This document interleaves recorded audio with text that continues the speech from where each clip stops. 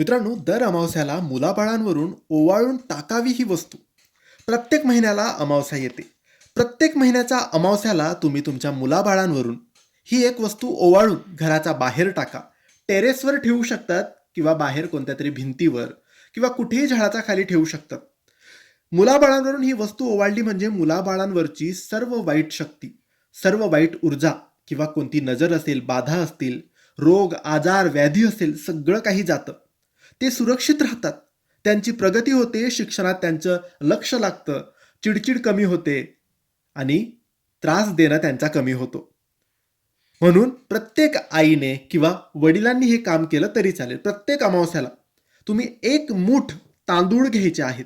एक मूठ तांदूळ घ्यायचे आहे आणि तांदूळ तुमच्या मुलाबाळांवरून ओवाळून घ्यायचे आहे. जसं आपण आरती ओवाळतो तसं गोल 7 वेळेस ओवाळून घ्यायचे आहे आणि घराच्या छतावर टाका, टेरेसवर ठेवा किंवा कुठेही तुम्ही बाहेर ठेवू शकता. पक्ष्यांसाठी हे टाकायचं आहे. पक्ष्यांना खाऊ घालायचं आहे.